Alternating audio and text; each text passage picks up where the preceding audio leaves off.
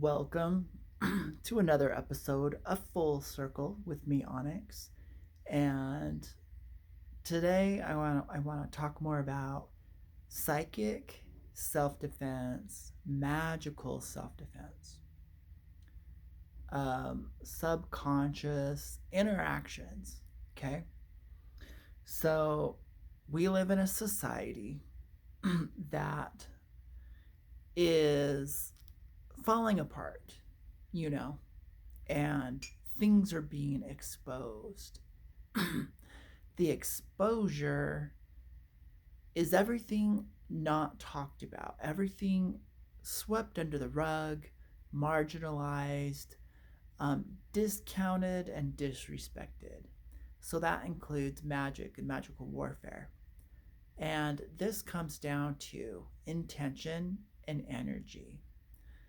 So when we feel offended, when we feel hurt, we kind of want to make the other person pay. When we feel jealous and envious, we want to bring that other person down or take what we think is valuable. It might, we assume a lot about other people. We assume they make more money. We assume their good self-esteem, they've always had it. And we fail to really get to know other people. We also project our ideals onto others. They're good looking, so they must be better in bed.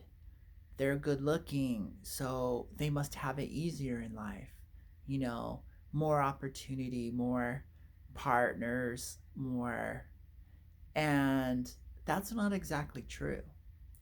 When you are golden, when you are touched, maybe you have that extra energy, you're charismatic, people want your attention and stalk you.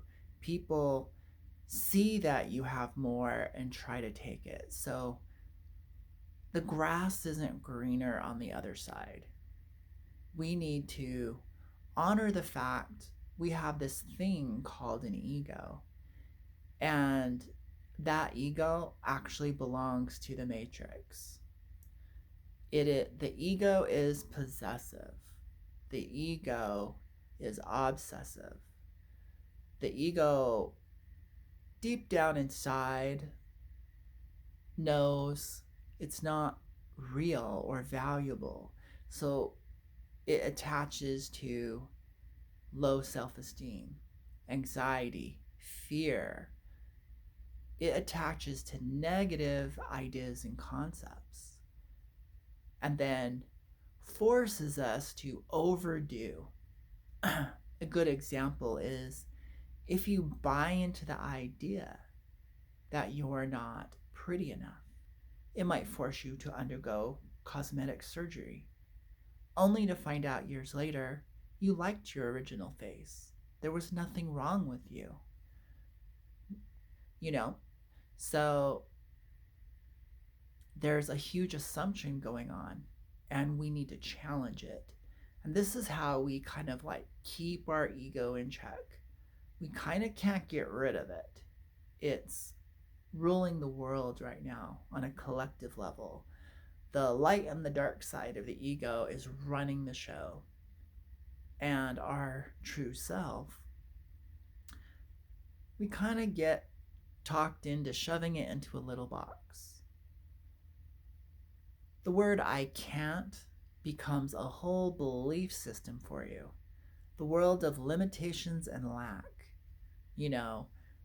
And the heart of the matter, what I've come to realize over these last two psychic wars, one with my sister and one with the new manager at some toxic work environment, is, geez, I forgot my train of thought right there. Oh, yeah, codependency.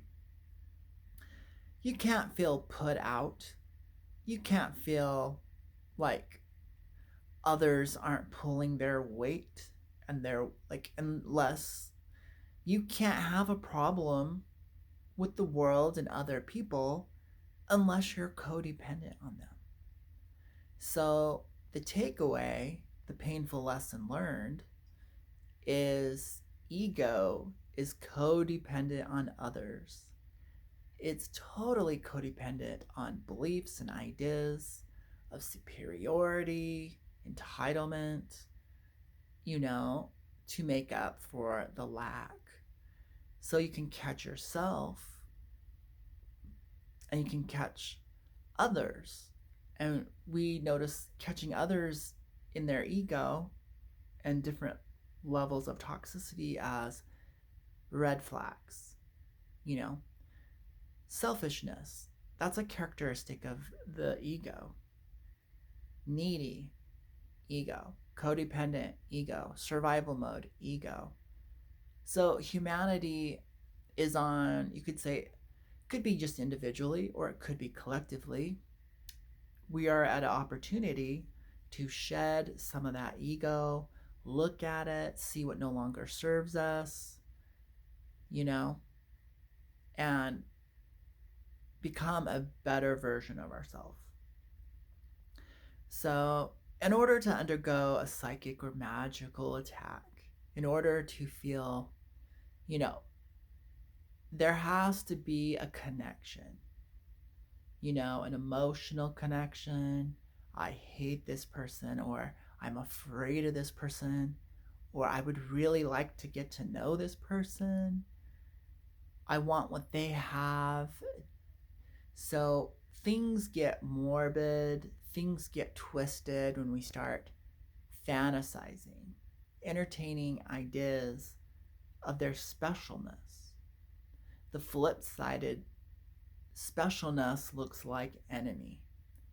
You give all your power away when you start to see someone else as the big bad wolf, the mean man, the horrible employer, the scary, dominating wife or husband, the and then we label it narcissist or sociopath or dark triad tendencies, the villain. You don't realize you're making that person really special. You're giving them power. You're making yourself powerless. You're putting yourself at the bottom of the barrel. So the ego kind of deals in extremes. At first it's light and subtle, but then it gets pretty extreme. You're either so much better than these other people with this superiority, and you're the judge, and who cares if you squish those, and they're just objects, and they're worthless, and they're non-playable characters, just part of it, and they lose their identity. Or you bring yourself down so low, I'm so broken, I'm so helpless, I'm so powerless. I now must resort to manipulation, blackmail, all these things I learned through childhood as I was groomed to be a manipulator, as I was groomed to be a psychic vampire, a cursing, hating witch. As I put all my pain and suffering on others, the world, they deserve it.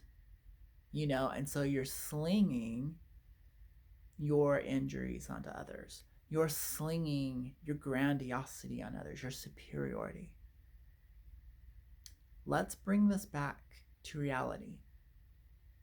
Life is neutral. The world is neutral. You are neutral. Others are neutral. I am neutral. So the ego doesn't like neutrality. It likes polarity. It likes contrast. It likes strong contrast. I really know I'm right and you're really, really wrong. So we will now burn you at the stake. Or this idea, this guru, this saint, this teacher is really, really, really good. So this comparison game overtakes logic. It overtakes reason. And then pretty soon, we're not really thinking anymore.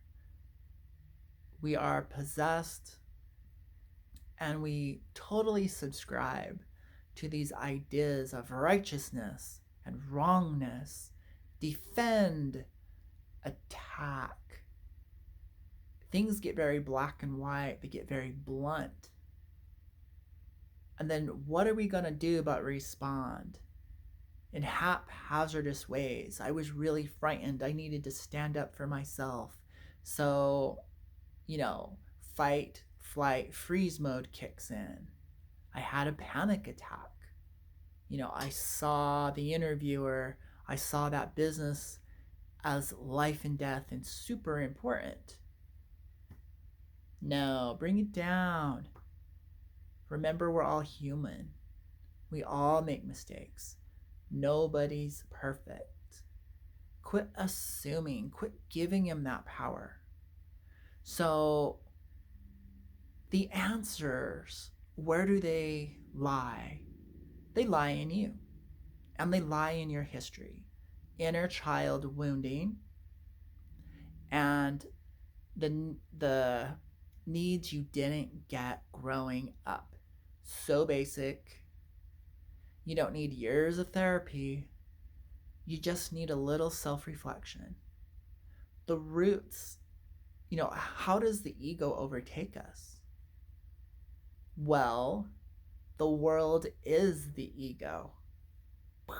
Or you could say the matrix. We look outside of ourselves.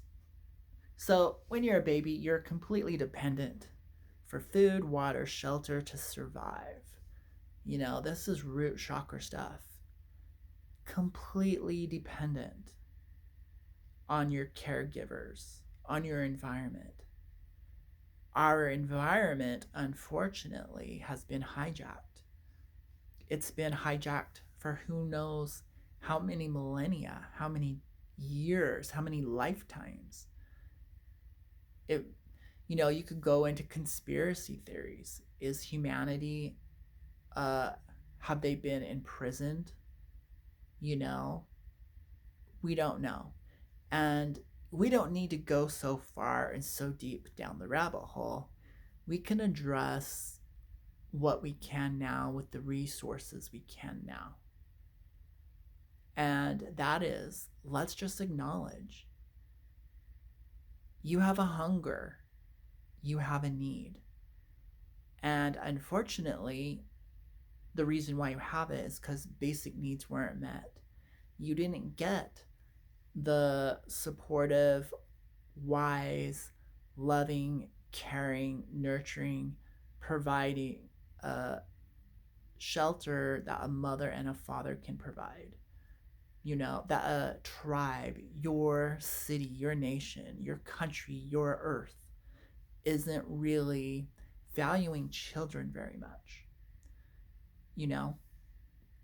So of course, when it's not so personal and you can see the bigger picture that your parents are survivors of not getting their needs met and their parents as well. It really wasn't too long ago we had World War II. It seems like a myth and an illusion, but it happened. And the children of that generation went through the Great Depression. And then we had, kind of the baby boomers. And now here we are. And so you can only blame your parents, you can only blame your country for so long before you realize, well, I'm still in jail. I'm still stuck. I find myself in this pit of despair. My neurology, my biology, my food and resources aren't supporting my greatest potential. And I'm feeling defeated. I'm feeling worthless. So when we have this emptiness, when we have these needs not being provided for, absent role models and the not correct information like education growing up, all sorts of things, okay? Give yourself a break. Do something that the world isn't trained to do. Consider you. Wow.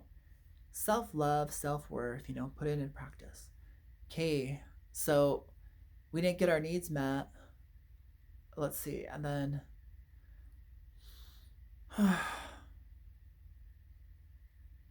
what, those blank spots. There are blank spots in your understanding and development process growing up. Guess what? Most people fill that with programmed information from entertainment, from other people, from other resources. But it doesn't work because it's their information. This is how they went through life. This is how it worked for them. Or even it was toxic and misleading. So we have accepted, digested, swallowed garbage, thinking it's truth. We are vulnerable and we have been taken advantage of. Corruption happens. And so we have inverted thinking, inverted intentions, things that get rotted, twisted, toxic, perverted, and morbid. The signs of this is extreme depression. The signs of this twistedness is obsession, pedestalizing people, worshiping others like movie stars and characters, fictional characters. The guy down the street, the lady, when you really have to, these extremes, they're pointing out severe twisting in you. They're pointing out severe lack.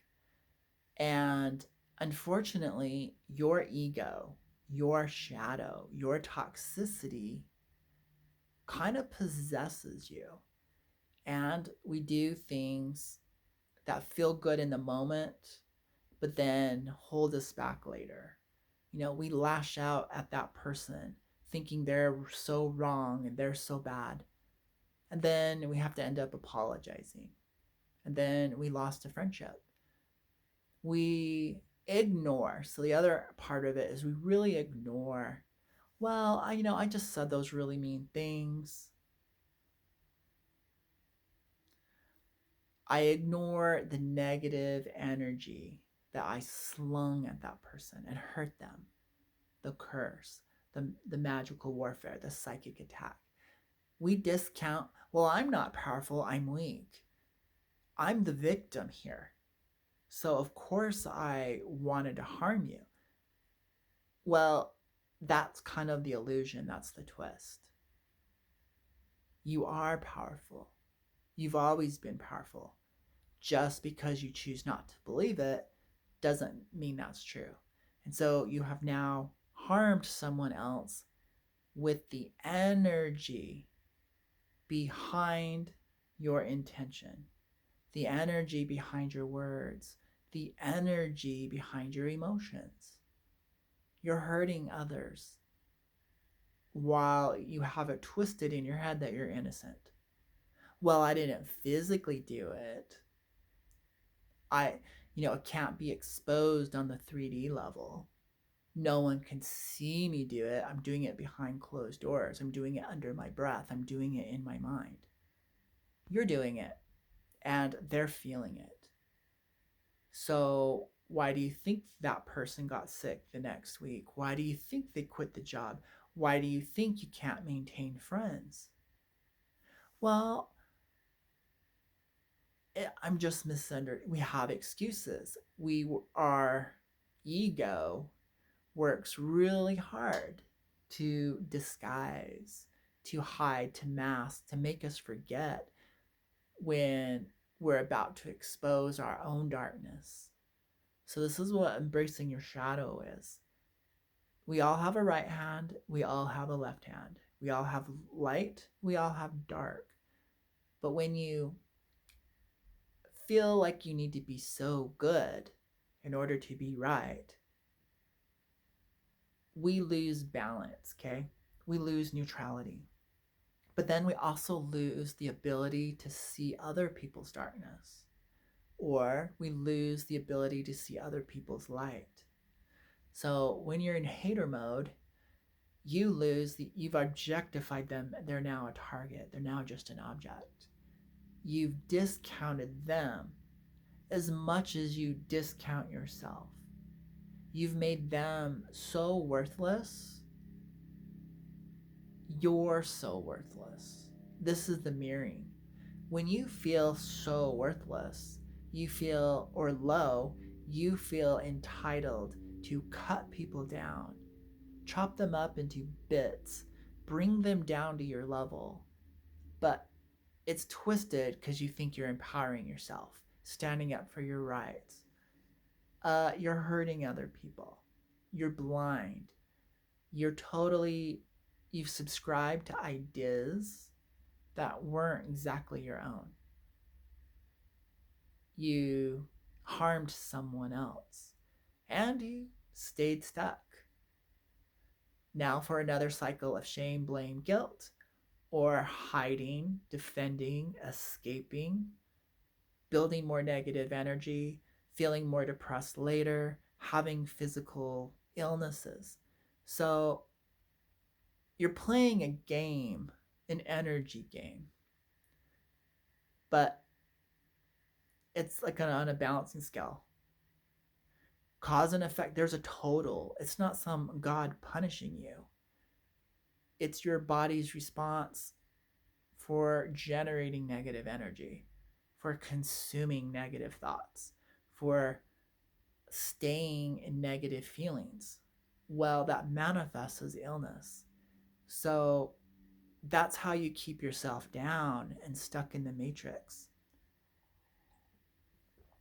Anytime you believe in lack consciousness, that might look like the world is hopeless, other people suck, people aren't going to change. Do you notice how that's kind of like a roadblock? That's limitation. So you can project that out onto others, out onto the world. People like, or you can do it to yourself. I'm stuck. I'm being defined by my gender. I'm being defined by my circumstances. Well, that's negative thinking. Anytime you do that, you're actually repressing your light. You're repressing. There's only one way out. You have to actually believe the opposite of that. You have to untwist the twisting. You have to revert the inverted programming that you've received. You may have twisted it yourself. Someone else may have twisted it for you. When we are traumatized, when we are young, we don't have all the resources sometimes to see clearly. You know, you're still suffering from a psychic whiplash, from a shock.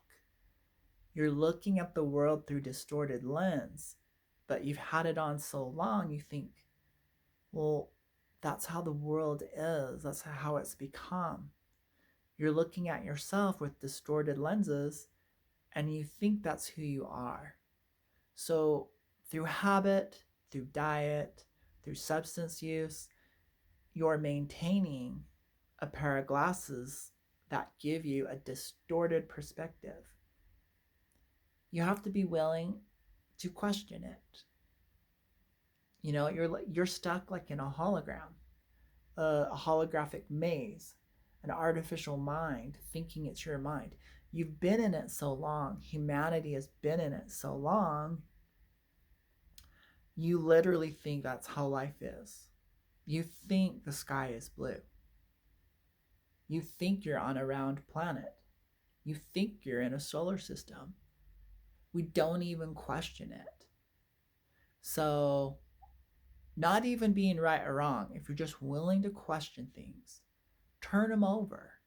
If right was wrong and wrong was right, I might discover something about myself. If all the good guys are actually the bad guys, and all the bad guys are actually the good guys, I might discover something. So, this is kind of a big conversation. It's learning how to think when you're already tied up and twisted into the matrix, into the mind F. Okay? You've been in it so long, you think that's reality. So you're going to have to challenge things. And you can be playful with it too. You can, like, literally, you know, if all the angels were evil and all the demons were good, you could play with that one. If light was really dark and dark was really light, if all the leaders were actually the slaves and all the slaves were actually the leaders, maybe I could change the world. If I think it takes everyone to change humanity, maybe I could flip it on its head. Maybe it only takes one person. So you can really untrap yourself, untwist twisted things, turn things on their head. Learning to see from another perspective will untie your shackles. You know, that's like next level therapy. First level therapy is, let's first talk about your history. Let's look at that stuff that you don't want to look at. You know, that's like step one. Step two is now that you look at it, let's start to own it. Wow, a lot of freedom. Step three is, now that we've seen it, now that we own it, let's stop feeling powerless and let's do something about it. This is where the real transformation happens. And you can't even get to doing something about it, really, unless you start to feel empowered. So the big block that most people have is, it's lack consciousness, it's debt, it's limitation. You have put yourself on the scale and you believe you're a zero, you're in the negative, you're a dead weight, you're worthless, you're a piece of crap, you're powerless. Bottom line, you're so powerless, you're not attractive. You're so powerless, you have to scheme and plot and do evil to get what you want. You're so powerless, you have to sell your worthless soul for a 9-to-5 job. You're so powerless, you need to try to control your environment and others. You're so powerless, you need other things outside of yourself to feel love, bliss, and happiness. Back to the beginning of the video, you're codependent. You have been fed a codependent program. That's what it is. It's not who you are. So if you flip it on its head, I am empowered. I am the source of my love. I am the source of my joy. I am the source of my self-worth. The fact that I exist means I'm pretty awesome. And I don't need to justify why I exist. I don't need to prove it. I don't need to work hard for it. I already won a trophy. I just don't feel so great about it because I didn't have to run the race. You're so used to having to work for it, to achieve something for it, that it's kind of freaks you out. But yes, you have permission today to feel awesome. And now that you feel this way, your mind opens up, your energy opens up, and pretty soon you have connection with life in the universe. And then things get clear really fast. You know, you've been living in slow motion with all this limited thinking and dragging your history to justify it, your brokenness. The whole world champions and will line up to serve you in your brokenness. We got doctors over here, we got therapists over there. We'll do everything. We even have machines that will breathe for you. Wow. So you don't have to be responsible for breathing yourself. We have a plan for that. We have authority figures in that. We have a whole team of people here to help you in your brokenness. Notice how there's not a whole team of people here to help you get out of the hole of your kind of thinking trap that you fell into. Well, guess what? You have all the power within you to give yourself permission to like yourself, to love yourself, to value yourself. You have all the power to achieve anything you want. So this is how healing starts. So you can't ever get out of the hole unless you believe you can. I can is quantum level. You can't even, if you really truly believe you can, you're already detached, you are attached somehow to I am. I am awesome. I am intelligent. I am the power. I am one with the universe. So now that you are one, you can. I can do anything. I can heal. It's not even a belief anymore. I know. I know I can heal because I know who I am. Now you're vibrating right. Now you have the whole universe supporting you. So the biggest, longest, most drawn out conversations with people is getting them from I can't to I can. Once you get them to I can, which kind of looks like I believe, they're free. Now you just do it. Now you just let it happen. No more victims. You are empowered. Taking responsibility gives you that power. People want all the power with no responsibility. That's inverted. That's inverted leadership. That's inverted. Being codependent is inverted love. You're not needing, you're not 2, you're not 3, you're not 4, you're not 5, you're not 8. You are an independent individual. And now that you're an adult, you can see those things that you didn't get. And you can give them to yourselves. You're that powerful. Stop supporting your inner victim. Stop supporting the belief of I can't to justify being shady, to resorting to black magic, to resorting to violence. You're greater than that.